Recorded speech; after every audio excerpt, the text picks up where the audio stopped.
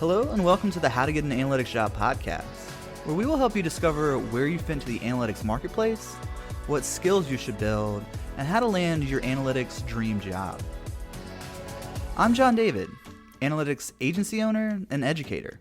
And I'm Elizabeth Illig, a private career coach and higher education professional. In this podcast, we will not only help you land your next analytics job, but we will give you the tools and strategies to level up your career. Hey guys, welcome back to the podcast. In this episode, we are going to continue to talk about interviewing, and I have one of my good friends, Alexander Moy here, who is the Assistant Vice President of Enterprise Analytics in the finance space, and he does quite a bit of hiring for finance positions. So Alexander, how are things going today? Hey John, it's great to be with you guys. Everything's going pretty well right now. Yeah. So I guess let's just jump right in. So how do you find candidates? That's a great question. That's something that I get asked quite a bit. I have folks that will message me via LinkedIn, or other people will forward me resumes to my email. But everything really comes through our recruitment process and standard application process. So just like you would anywhere else, you still have to put in an application. But in terms of finding candidates, a lot of times our recruiters internally will help us to screen some of those candidates. If, I have an opportunity visiting a university or talking to folks that are interested through an introduction or something, that could be something that is forwarded along so that my recruiter knows to look for those candidates. And when they get their application pushed through, then they typically get prioritized and forwarded along to me.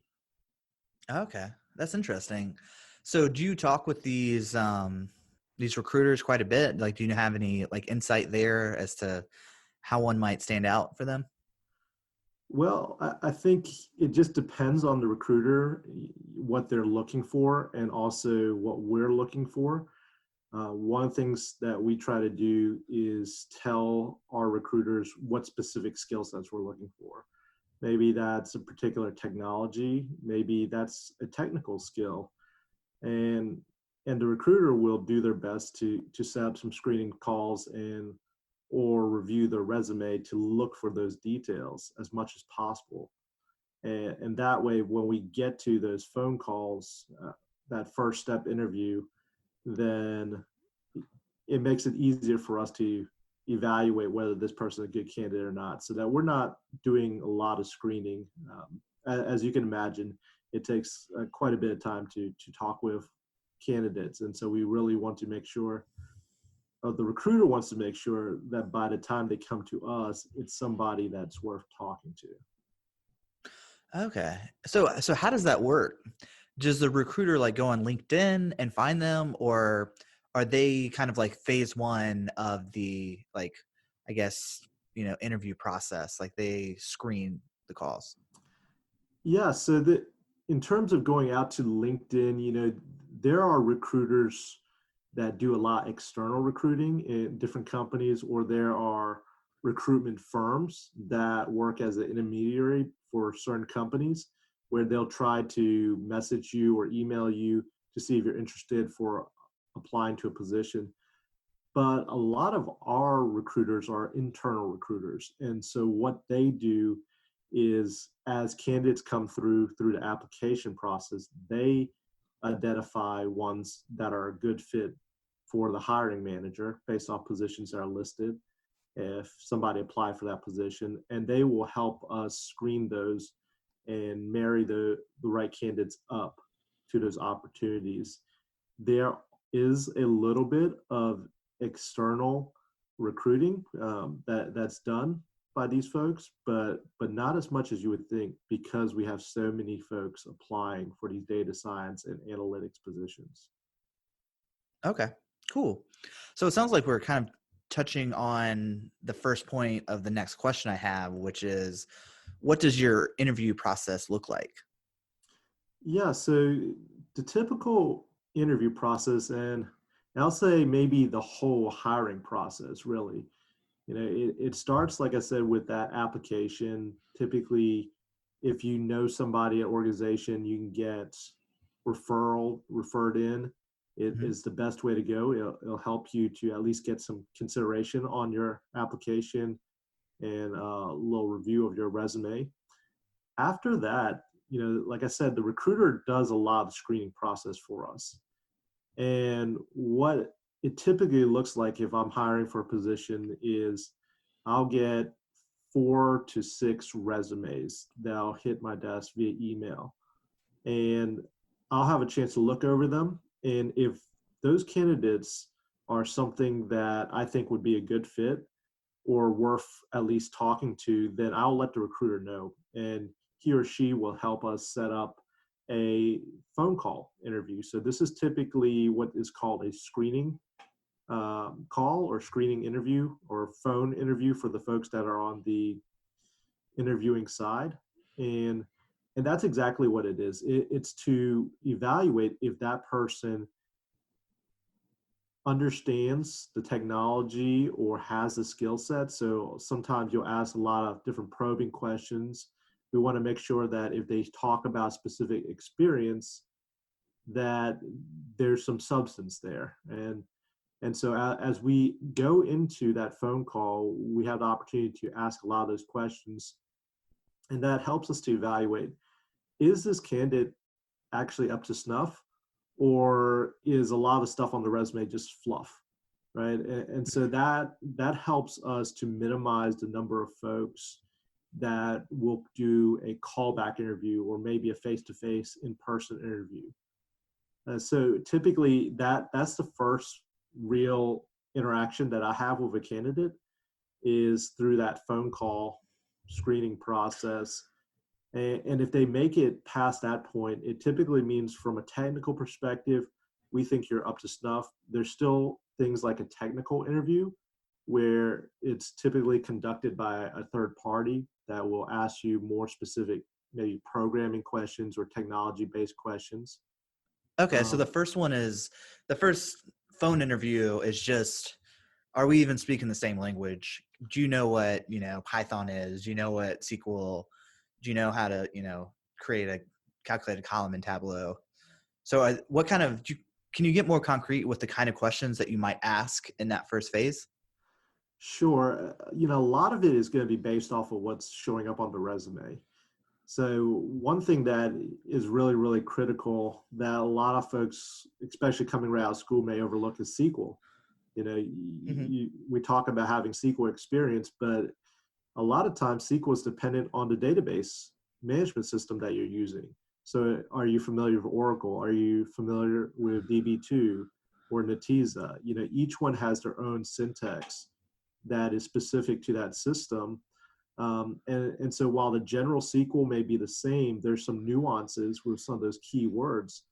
And so when we start probing and asking about the experience with different technologies, we get into some of these things, and you can tell very quickly whether or not somebody truly has experience in those technologies. Okay, so the example would be, okay, you want to come in as a Tableau developer. Well, what databases have you worked on? So that would Yeah, be a sample absolutely. question. Well, and then specifically in the Tableau space, as you know, John David, that Mhm. you were talking about calculated fields, but we could take that one step further and have somebody explain, well, what do you do for a level of detail calculation? Explain the difference between a fixed and include and exclude LODs, right? And Mhm. that would tell me how sophisticated or how much experience they've had with Tableau right off the bat. Awesome. Yeah. Well, that good. That's fantastic insight there. I just wanted to, have the listener have something to like kind of root down on, because I think a lot of people listening like want like the literal question so that they can understand and kind of see what that feels like. Yeah, absolutely. And I'll say when you're on one of those screening calls, there a lot of times we're testing for competency and that technical skill, right? Mhm. Um, but if you don't know something, don't try to make it up. Most of the times we'll see right through that. Yeah.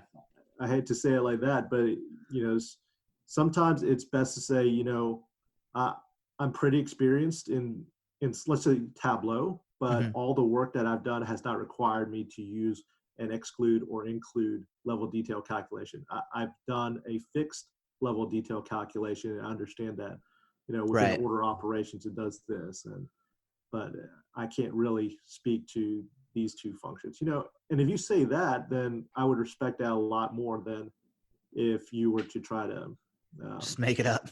make it up. Exactly. Yeah. Cool. Okay. So you've gone through the screening call. What comes next? This is the technical interview, right? That's right. And the technical interview is typically done by outside third party. Oh, interesting. They run through a battery of technical tests, and it's something that somebody can complete online and typically answer different programming questions related to technology we're asking for. Oh, actually, yeah. You know what? I do know that. So one of my contacts works at Tech Systems, and they've been reaching out to me quite a bit to refer them candidates, and they send them to like a link on their website, and they take a competency test. So is that what you're talking about? Absolutely. Yep. So it's just like, I don't know, a 20-question test that's multiple choice.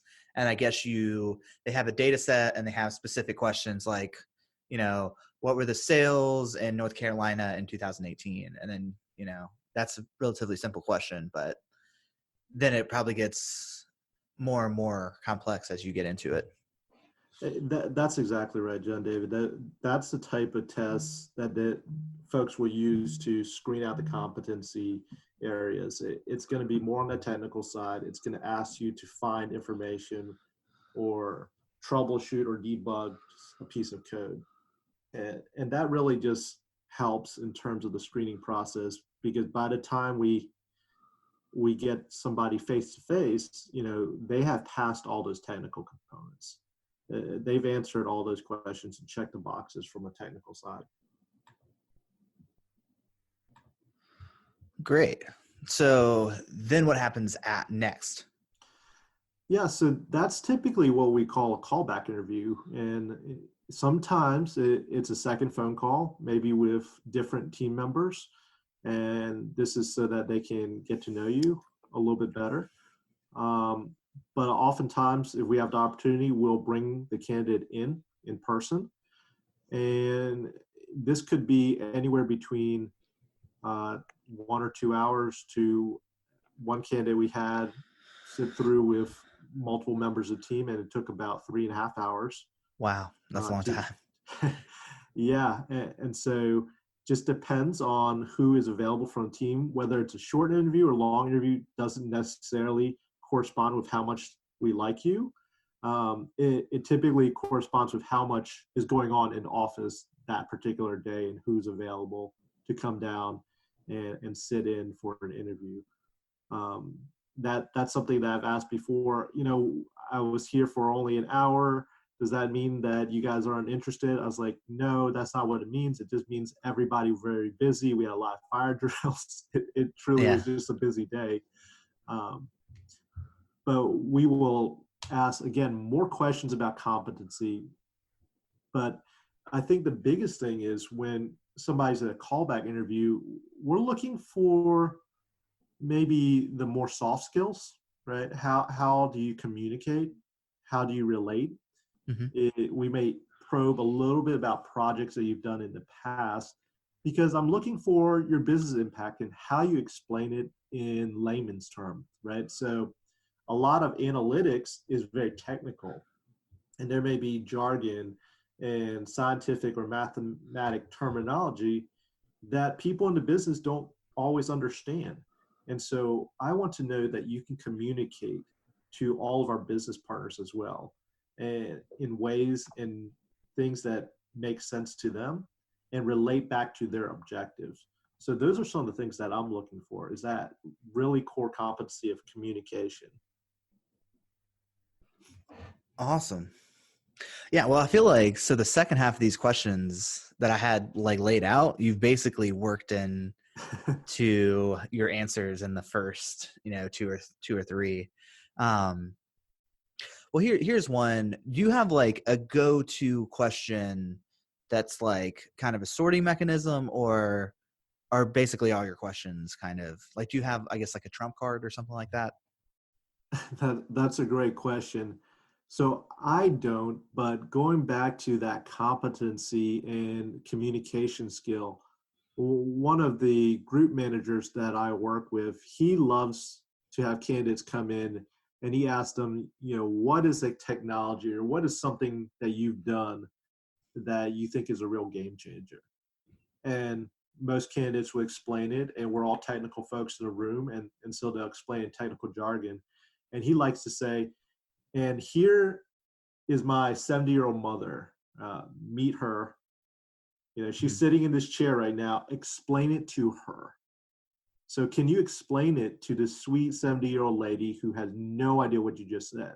And if you can, then we know that you can communicate, that you can translate these things to layman speak. So yeah, so that's kind of hitting on soft skills. And I think almost everybody listening to this podcast inherently understands hard skills. Like if you can do the job, that's valuable. But I think some of them might not have as good of a read as what is the value of a soft skill. Sure. Can you talk on that a little bit? Absolutely. So one of the things that I get the pleasure of doing is working with some really intelligent folks. And we've got folks from academia or actuarial backgrounds, economics, and even some engineering backgrounds. And so that technical skill set is very, very crucial, right? We want to get the right answers. We want to make sure everything that we do is statistically and mathematically sound. That said, we are not the end all be all for our organization. At the end of the day, we work for business. Their objective is to increase the bottom line, make money, right? And that's to support our organization. That's to support the shareholders and to make sure that we can continue to serve our clients. So I like to think of it as three different objectives, right? We can either increase revenue, we can cut expenses, or we can save time.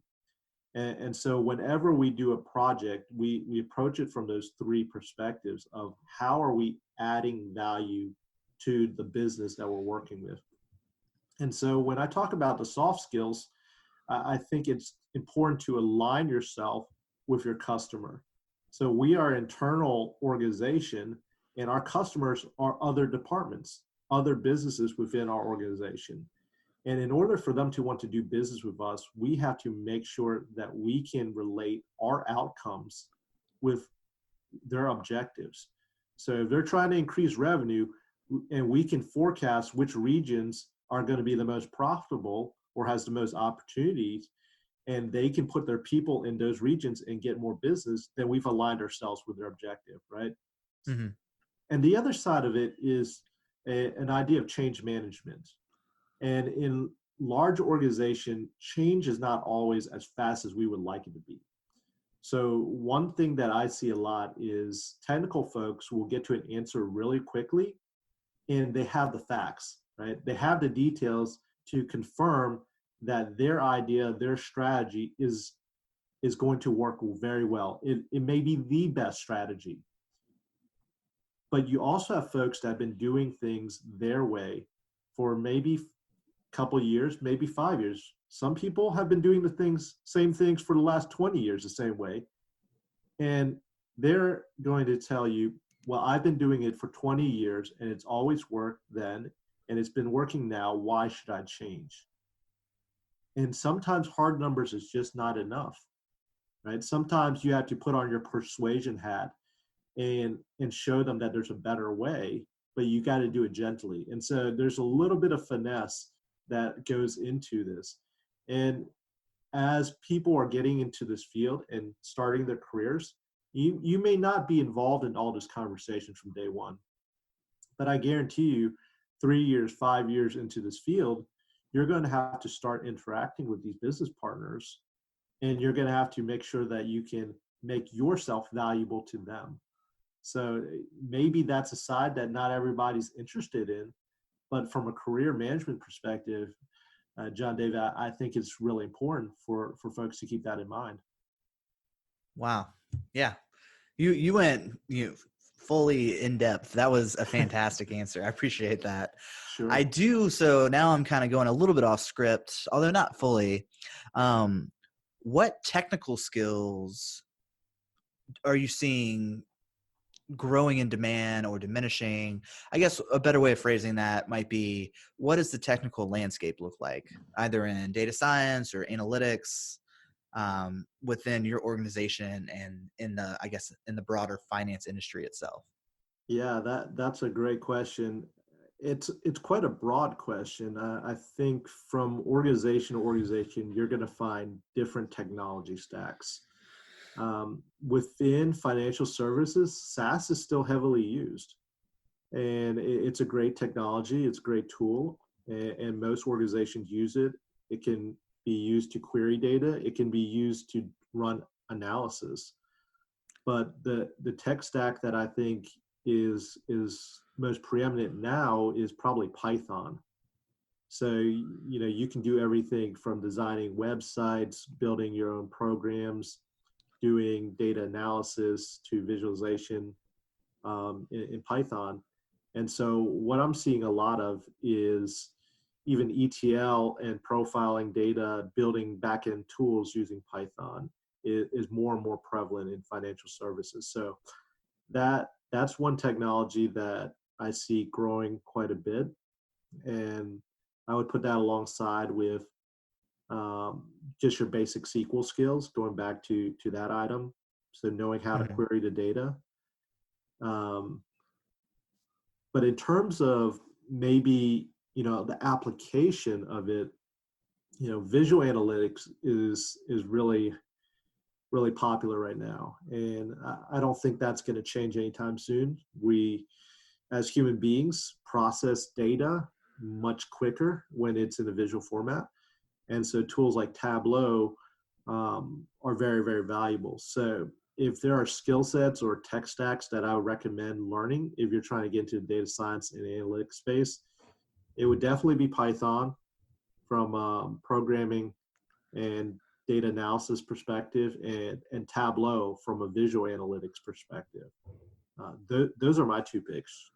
Oh, awesome. Yeah. Well, I mean, you're in this day in and day out, so I'm going to take you at your word. So I appreciate all the time you've given me already. Do you have any closing remarks on just general advice on how to get a job as a financial analyst or an analyst in the financial space? Sure. I'll say maybe two pieces of advice, John David. The first is don't expect necessarily to come right out of school and get a quote unquote data science job. The title data scientist may not be the first role that you land. And so don't be afraid to get your feet wet by coming in as a data analyst or even a business analyst if you have more of that soft skill, business skill, just to get your foot in the door and explore this data world a little bit more. Sometimes that may look like a BI, business intelligence analyst as well. Those are some of the job titles that are more geared towards that entry level role. I'd say get in the door, get some experience, and look to climb up into that data science space more and more.